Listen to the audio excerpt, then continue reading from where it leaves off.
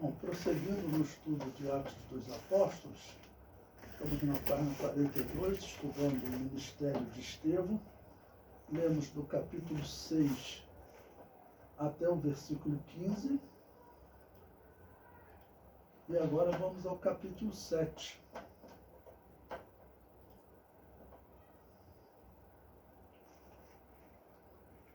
Atos capítulo 7, versículo 1.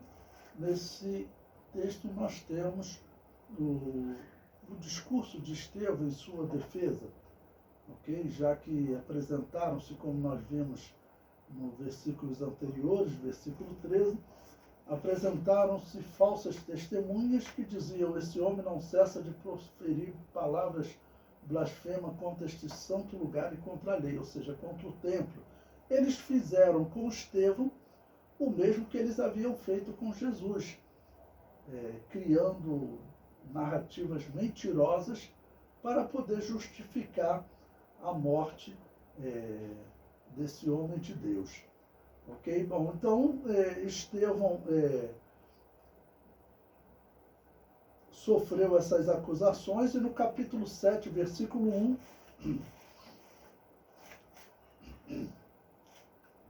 o texto bíblico nos diz: e disse o sumo sacerdote: porventura é isto assim? Então, sumo sacerdote, que nós sabemos é o mesmo Caifás. Nós não sabemos quanto tempo se passou desde o Pentecoste até Estevão. O tempo que é calculado normalmente com a conversão de Saulo no capítulo 9 são 2 anos. Então aqui pode ter 1 ano, talvez até menos. A Bíblia realmente não nos passa nenhuma referência de tempo. Mas nós sabemos que Caifás era o sumo sacerdote e Anás, o seu sogro, junto com ele, né? O versículo 2. Então Estevão vai começar o seu sermão. E ele disse: varões, irmãos e pais, ouve. O Deus da glória apareceu a Abraão, nosso pai, estando na Mesopotâmia, antes de habitar em Harã. Bom, aqui uma observação para vocês, né? Quando você vai em Gênesis capítulo 12, Gênesis capítulo 11, primeiro, versículo 31 e 32, nós vemos que lá no livro de Gênesis só relata Deus falando com Abraão quando ele já está em Harã. Ok? Mas então Estevão, ele traz uma informação extra. Nós sabemos que nos dias do Novo Testamento, eles tinham acesso a outras obras que contavam também histórias mais detalhadas. Então Estevão faz essa citação. Se você quiser manter aberto aí em Atos capítulo 7, e abrir por 1 minuto lá em Gênesis capítulo 11, vamos ler os versículos 31 e 32. Veja que quando Abraão sai de Ur dos Caldeus, antes de ir para Harã, aqui não relata Deus falando com ele. Tá bom? Veja, Gênesis 11, 31. E depois... E tomou Tera a Abraão, seu filho, e a Ló, filho de Harã, filho de seu filho, e a Sarai, sua nora, mulher de seu filho Abrão, e saiu com eles de Ur dos Caldeus para ir à terra de Canaã. E vieram até Harã e habitaram ali. Então veja que ali só diz que eles saíram e habitaram em Harã. O texto de Estevão diz que Deus falou com ele na Mesopotâmia antes dele habitar em Harã. Aí tem aquelas sugestões loucas, né? Que Estevão, com medo da morte, ele se enganou, né? Mas na verdade não necessariamente ele tenha se enganado. Provavelmente não se enganou. Okay? Ele está descrevendo, e é comum nós encontrarmos no Novo Testamento relatos que não constam no Antigo Testamento. O próprio apóstolo Paulo, ele cita o nome dos magos do Egito que se oporam a Abraão, desculpe, se opôs a Moisés. Então, Moisés e Arão, né? Então, James e Jambres, o nome deles, de onde que Paulo tirou esse texto? De literaturas que não estão no Antigo Testamento, mas que relatavam a história verdadeira, e Deus inspirou o apóstolo Paulo para fazer aquela citação. Então, aquela história é verdadeira. E isso é comum, tá bom? Bom, ainda em Gênesis 11, agora o versículo 32, diz: E foram os dias de Tera 205 anos, que morreu Tera em Harã.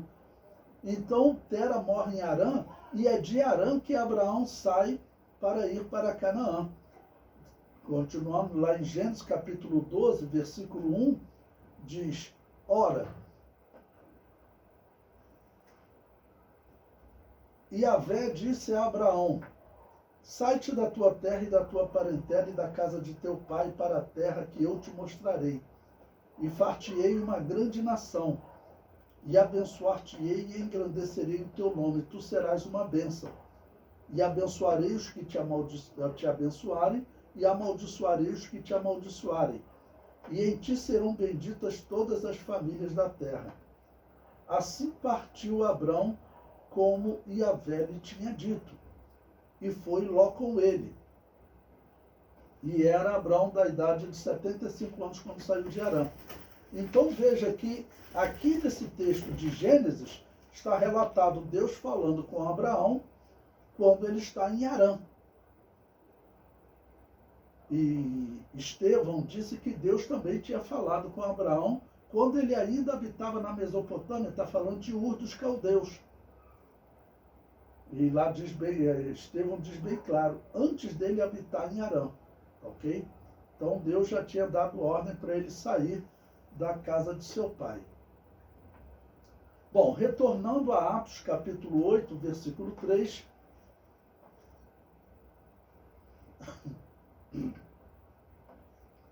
e disse-lhe: Sai da tua terra e dentre a tua parentela, e dirige-te à terra que eu te mostrar. Ok? Então, observe que lá na Mesopotâmia, Deus falou para ele: Olha, eu vou te mostrar ainda a terra.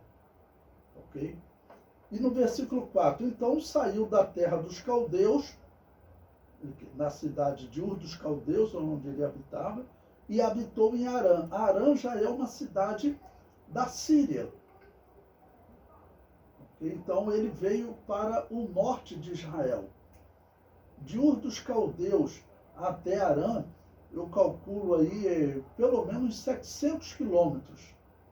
Isso você fazer essa caminhada com velhos, mulheres, crianças, o próprio pai de Abraão, ele já estava em idade avançada, né? Pois bem, estando ali em Harã, diz, depois que seu pai faleceu, Deus o trouxe para esta terra em que habitais agora. Ou seja, o pai de Abraão, ele habitou com ele em Harã. Se nós olharmos o relato de Gênesis, a morte de Harã acontece no capítulo 11 e a nova chamada de Abraão acontece no capítulo 12. Por isso é que Estevão diz que ele saiu após a morte de seu pai, após o relato do livro de Gênesis, porque, pelo que nós observamos, Terá ainda estava vivo quando Abraão partiu, ok? Terá ainda estava vivo. O versículo 5.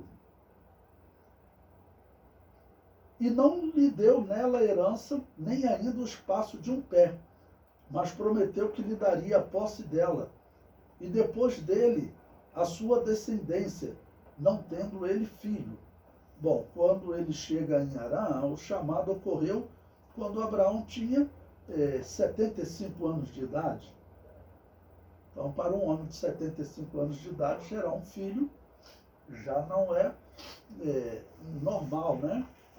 Principalmente a mulher que é aquela que gera a semente, onde a criança é de fato gerada, para Sara também já estava além da idade.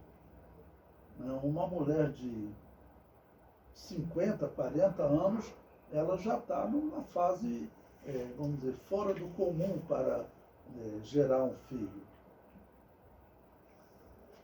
O versículo 6. E falou Deus assim, que a sua descendência seria peregrina em terra alheia, e sujeitariam à escravidão e a maltratariam por 400 anos. Essa questão dos 400 anos que Estevão comenta aqui, que Deus falou com Abraão, realmente, desde da confirmação da promessa de Deus a Abraão, principalmente através do nascimento e casamento de Isaque, passaram-se cerca de 400 anos até que Deus deu liberdade aos israelitas no Êxodo. Então foram cerca de 400 anos. Alguns outros textos dizem também 430 anos, porque está tratando da confirmação da promessa a Isaque. O versículo 7. E eu julgarei a nação que os tiver escravizado, disse Deus, e depois disso sairão e me servirão neste lugar. Ou seja, está sendo dito claro que eles iriam ser escravos, iriam servir em outra terra, mas depois Deus iria julgar essa nação, como Deus julgou. O livro de Êxodo, ele relata principalmente que Deus julgou aqueles deuses do Egito. Deus, inclusive, diz para Moisés que ele iria punir aqueles deuses do Egito. E nós sabemos que puniu, porque quando Deus lançava aqueles juízos, até sobre o rio Nilo, sobre Arã, todos aqueles exemplos, Deus estava punindo. O rio Nilo era um Deus para eles, Arã também. Quando Deus anuncia a morte dos primogênitos, morreram os filhos até dos animais, eles eram tidos como deuses também no Egito. Tá bom? O versículo 8. E deu-lhe o pacto da circuncisão, e assim gerou a Isaque e o circuncidou ao 8º dia.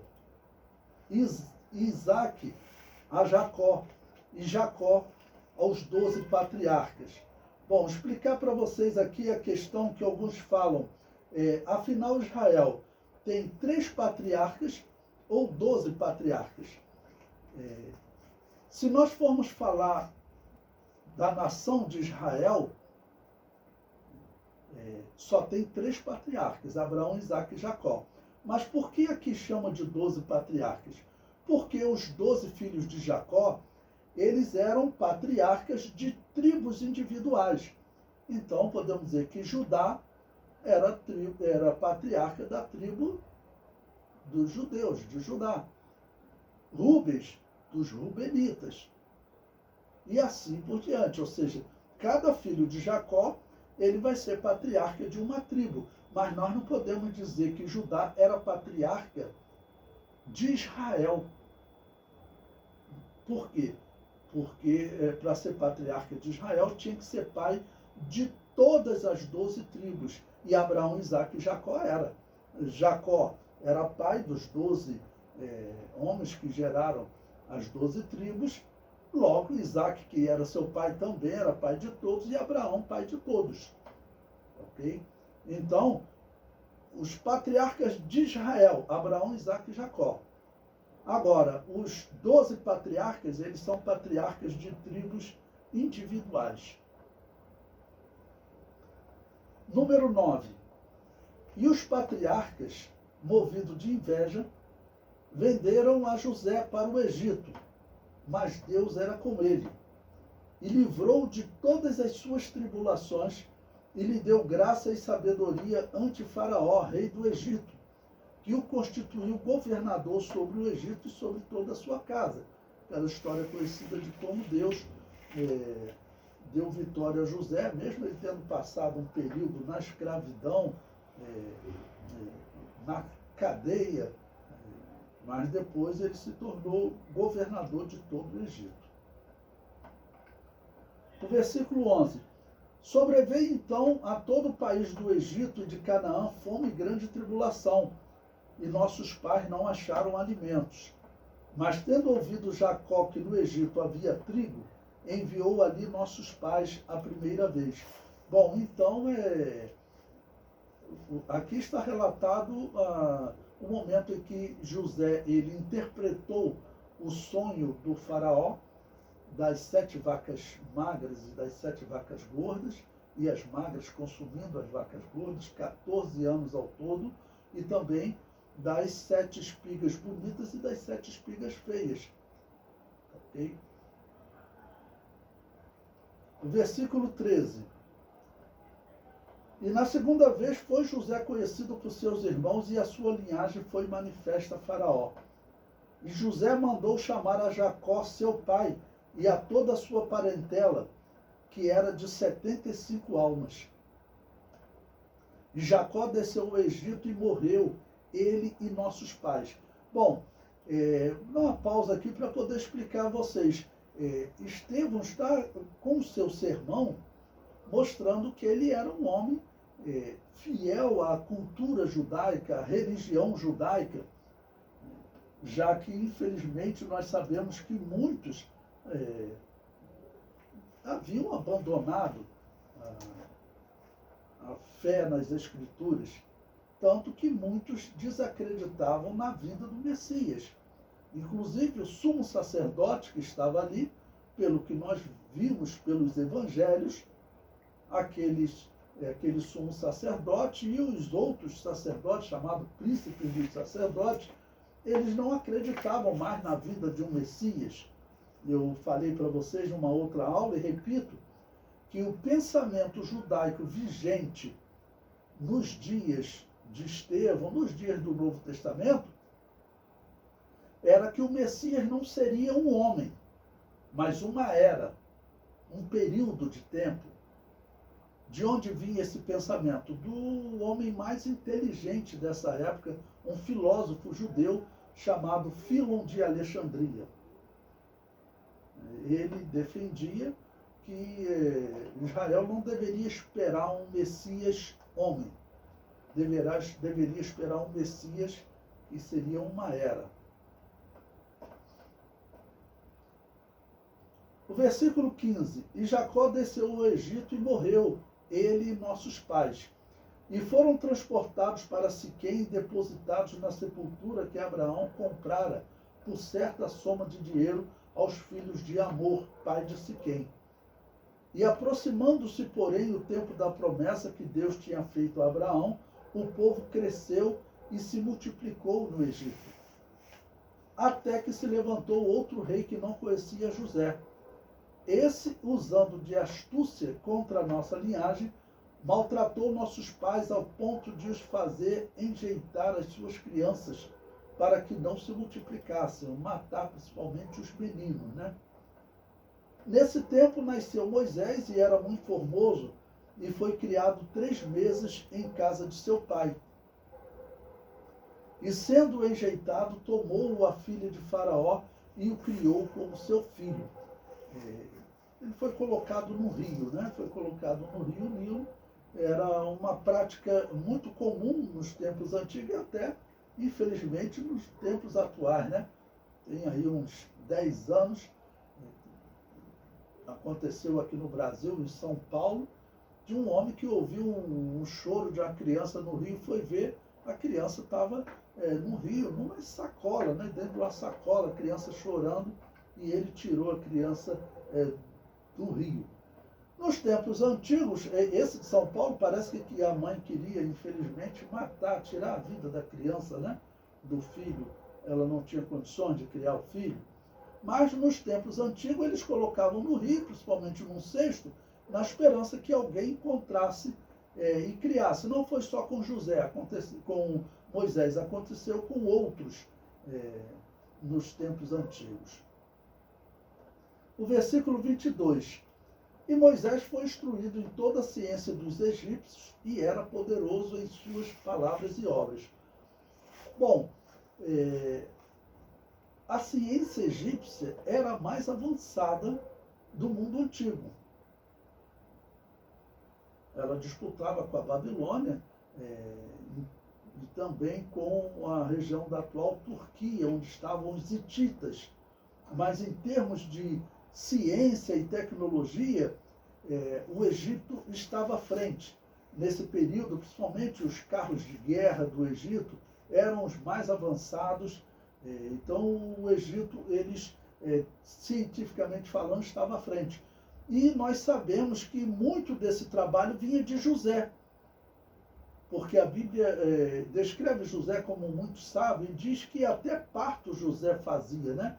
Quando diz que os seus filhos nasciam entre seus joelhos, entre suas coxas.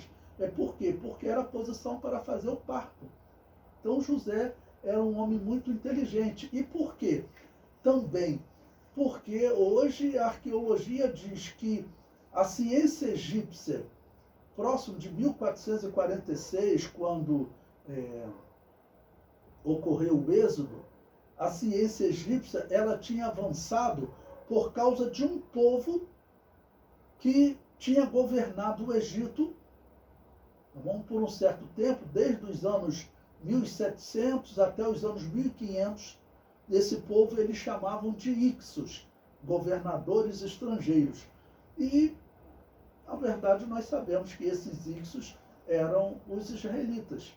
Então, a própria arqueologia confirma hoje que o Egito tinha uma ciência avançada ali próximo do ano 1450, 1500, graças ao tempo que Israel governou sobre eles.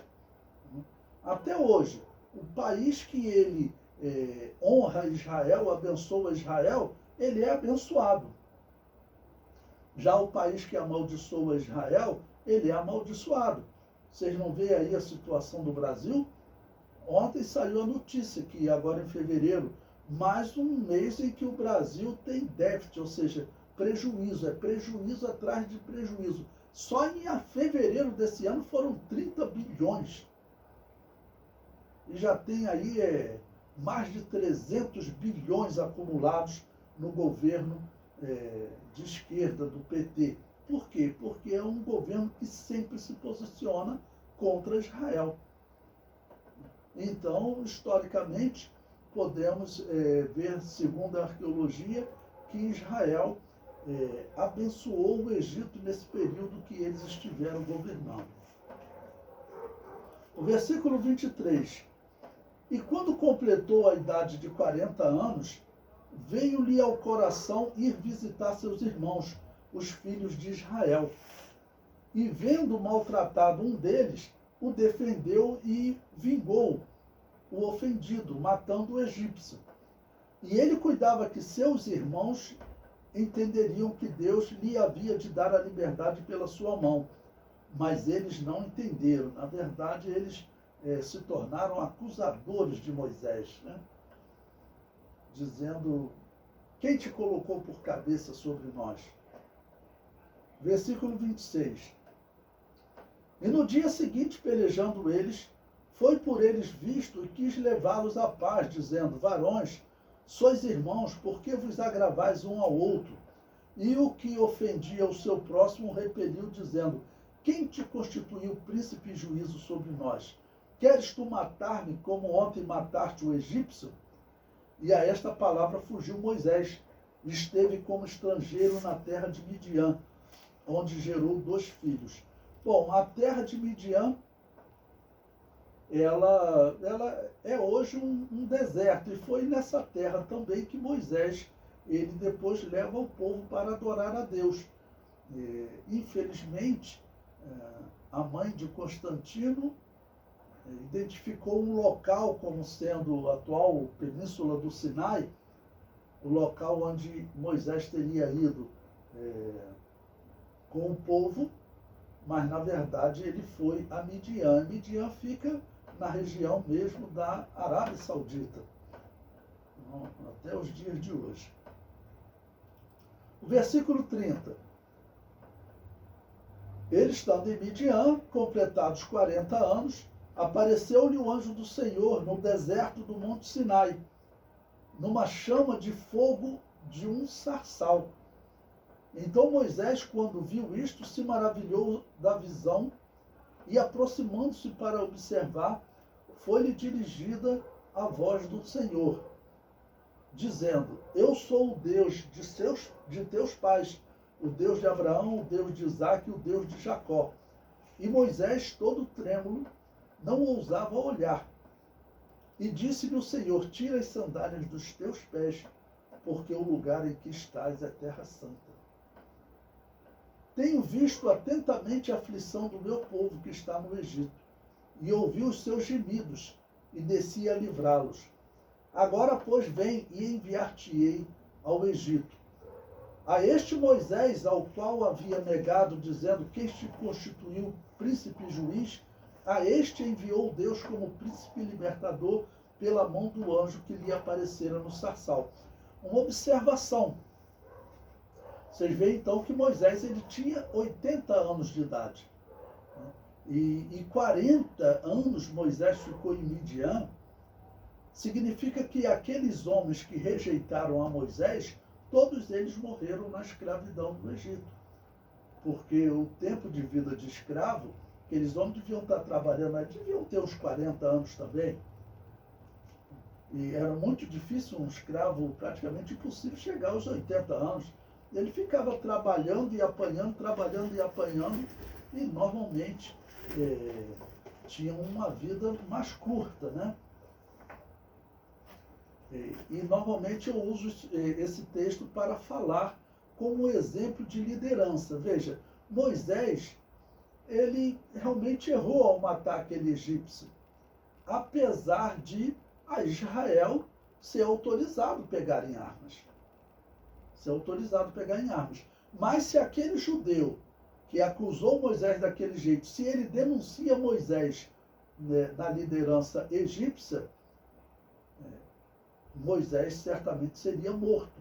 Até porque, segundo a história, hoje nós conseguimos identificar quem era a provável mãe de Moisés. Seria uma mulher chamada Hatshepsut, e nós sabemos que essa mulher, ela tinha um irmão que ele era filho do marido dela com outra mulher. Então, esse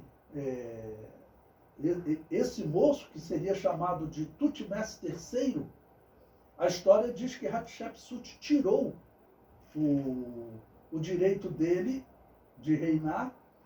Ela assumiu o trono, isolou o menino, e, pelo que nós vemos, o plano dela era colocar Moisés como novo faraó, dizendo que teria recebido uma criança do Nilo.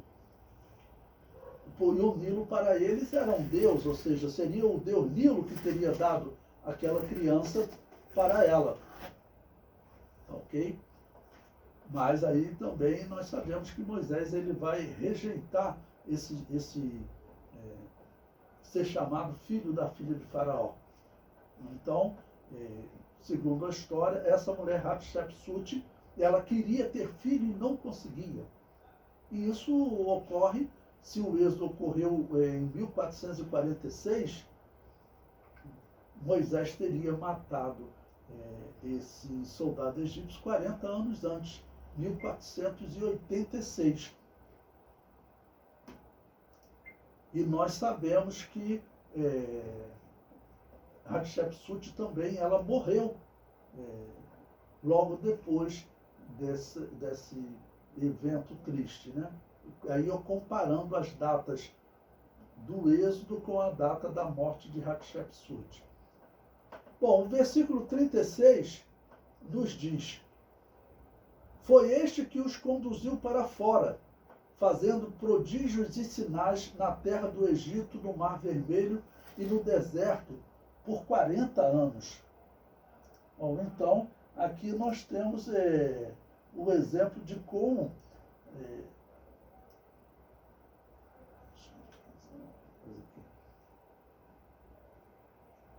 como Deus, ele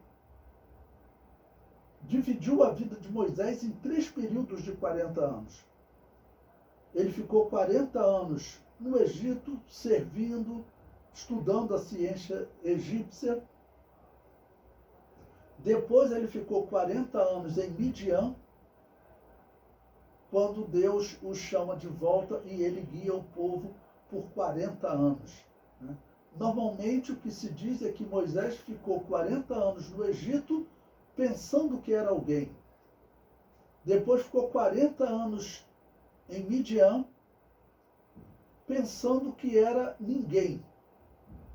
E depois ficou 40 anos no deserto peregrinando, descobrindo que Deus usa, um, entre aspas, ninguém. Essa é uma expressão usada por pregadores, para descrever a vida de Moisés. Eu acho uma descrição bem interessante. O versículo 37. Este é aquele Moisés que disse aos filhos de Israel: o Senhor vosso Deus vos levantará dentre vós, irmãos, um profeta como eu. A ele ouvireis. Bom, até esse ponto, ele estava fazendo um relato histórico, até para poder demonstrar que ele era um israelita que honrava as Escrituras, Ele conhecia bem as Escrituras. Mas a partir desse ponto, o que ele faz então? Agora ele vai começar a vincular Jesus Cristo a toda essa mensagem. Porque esse profeta é Jesus Cristo, O versículo 38. Este é o que esteve entre a congregação no deserto, com o anjo que lhe falava no monte Sinai, e com nossos pais, o qual recebeu as palavras de vida para nos dar, ao qual nossos pais não quiseram obedecer, antes o rejeitaram e em seu coração se tornaram ao Egito, ou seja, no coração, desejaram voltar ao Egito. Tem um ponto que eles falam, olha, quando nós estávamos no Egito, nós estávamos junto às panelas de muita carne. É nada, Escravo nunca está junto à panela de muita carne, mas eles falavam isso, Então eles acabaram desejando voltar ao Egito ao ponto de criar imagens das divindades egípcias.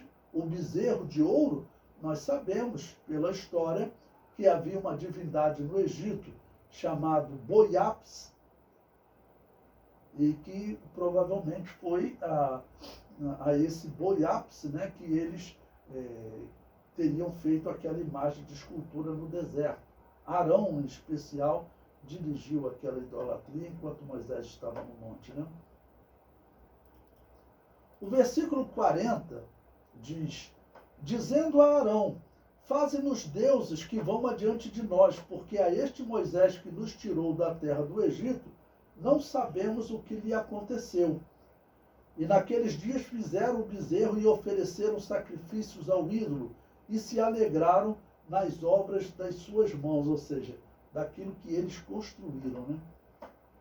Mas Deus se afastou e os abandonou a que servissem ao exército do céu, como está escrito no livro dos profetas: porventura me oferecestes vítimas e sacrifícios no deserto por 40 anos, ó casa de Israel. Antes tomaste o tabernáculo de Moloque e a estrela do vosso Deus, Renfã, figuras que vós fizeste para as adorar. Transportavos-ei, pois, para além de Babilônia. Lembrando que Babilônia, podemos dizer, foi a região de onde Abraão saiu.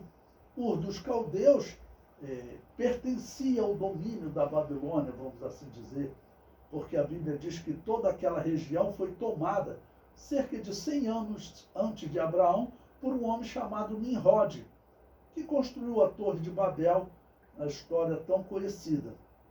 Ok? Toda aquela região era dominada então pela cidade da Babilônia. O versículo 44. Estava entre nossos pais no deserto o tabernáculo do testemunho, como ordenara aquele que disse a Moisés que o fizesse segundo o modelo que tinha visto, o qual nossos pais, recebendo-o também, o levaram com José, quando entraram na posse das nações que Deus lançou fora da presença de nossos pais, até os dias de Davi. Bom, nós sabemos que desde a conquista da terra até Davi, passaram-se cerca de 450, entre 450 e 500 anos. Porque até Saul, o apóstolo Paulo vai dizer que foram 450 anos. Versículo 46. Que achou graça diante de Deus e pediu que pudesse achar tabernáculo para o Deus de Jacó. E Salomão lhe edificou casa. Mas o Altíssimo não habita em templos feitos por mãos de homens, como diz o profeta. O céu é o meu trono e a terra o estrado dos meus pés. Que casa me edificareis, diz o Senhor, qual é o lugar do meu repouso? Porventura não fez a minha mão todas essas coisas? Bom, eu coloquei aí no livro, vamos ao livro, coloquei até o versículo 51, a partir do versículo 51, aqui na sala de aula eu estou lendo o texto completo, né? E aí no livro eu comento. Eles não aceitam a palavra de repressão e decidem matar Estevão. Bom, veja o versículo 51, como Estevão agora, nessa comparação com Jesus, ele vai mais uma vez, como Pedro tinha feito, ele vai acusar a autoridade judaica, em especial os sacerdotes que estão interrogando eles, de serem os assassinos de Jesus. Versículo 51. Homens de dura cerviz, incircuncisos de coração e ouvido. Bom, o que significa incircunciso de coração e ouvido?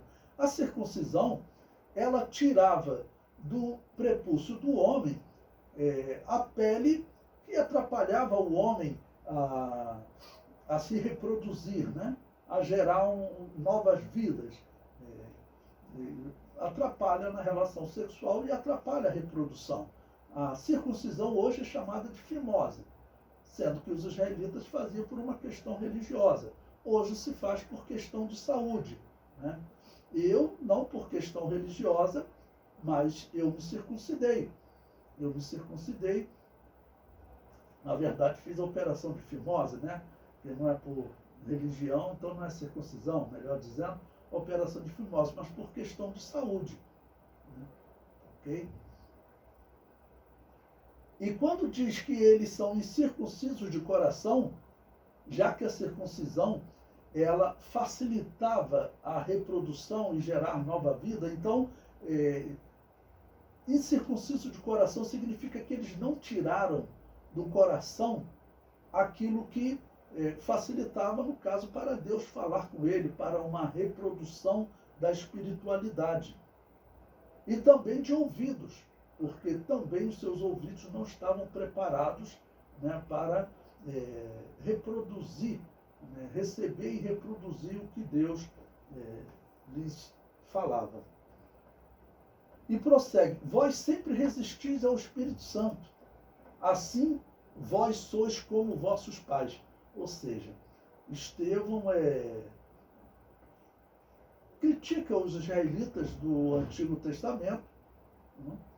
E diz que os israelitas do Novo Testamento, pelo menos aqueles que estavam falando, que estavam interrogando ele, os sacerdotes, eles resistiam ao Espírito Santo, porque certamente o Espírito Santo falou com aqueles homens também. O Espírito Santo fala com todos os homens para tentar levá-los à conversão. O Espírito Santo fala com todos os homens para tentar levá-los à conversão. Certamente falou também com aqueles israelitas, tá bom? Mas eles tinham perdido, vamos dizer, totalmente a sensibilidade à palavra de Deus. Estavam envolvidos, como eu tenho falado para vocês, estavam envolvidos com a política de Herodes e de Roma, né? Então, eles, realmente, o Espírito Santo não tinha como falar-lhes. O versículo 52. A qual dos profetas não perseguiram vossos pais? Até mataram os que anteriormente anunciaram a vinda do justo. Ou seja, os profetas que anunciaram a vinda do Messias, que aqui ele chamou de justo, do qual vós agora fostes traidores e homicidas. Ou seja, vocês traíram o que era verdade, né? Que era verdade. Eles prepararam ciladas contra Jesus, assim como estavam fazendo com Estevão, né? Criaram mentiras, prepararam testemunhas, falsas testemunhas. E chama de homicidas, como Pedro já tinha feito 2 vezes. Porque nós sabemos, infelizmente, que até hoje os judeus dizem que não foram eles que mataram Jesus, que foram os romanos. Mas, na verdade, foram eles, porque foram eles que pediram aos romanos para matar. Se eles pudessem matar, eles teriam matado. Jesus só morreu pela pressão da liderança judaica sobre o governador romano, que era Pôncio Pilatos. O versículo 53. Vós que recebestes a lei por ordenação dos anjos e não aguardastes. E ouvindo eles isto, enfureciam-se em seu coração e rangiam os dentes contra ele. Ou seja, eles estão realmente decididos, né, a praticar o mal e a matar Estevão, né? O versículo, quando eles colocaram falsas testemunhas ali, já indica que eles queriam matar Estevão. Queriam condená-lo e matá-lo. O versículo 55 prossegue. Mas ele, estando cheio do Espírito Santo e fixando os olhos no céu, viu a glória de Deus e Jesus que estava à direita de Deus. Bom, e no versículo 56, vou ler antes de fazer esse comentário, e diz, eis que vejo os céus abertos e o Filho do Homem que está em pé à mão direita de Deus. Eu sempre vejo esse texto aqui como uma oportunidade para comentar, porque algumas pessoas perguntam por que Deus permitiu os mártires que eles sofressem tanto na história. Bom, em primeiro lugar, nós devemos pensar como Deus recebe cada mártir na história, porque essas histórias dos mártires são inspiradoras. Seja a história de Estevão, o primeiro mártir, mas também de outros, como Policarpo, que Deus lhe revelou antecipadamente que ele morreria queimado, né? Deus lhe deu uma revelação que ele via um travesseiro pegando fogo, no seu travesseiro que ele estava deitado, ele teve uma revelação que ele viu o travesseiro dele pegando fogo, então ele interpretou que ele iria morrer queimado.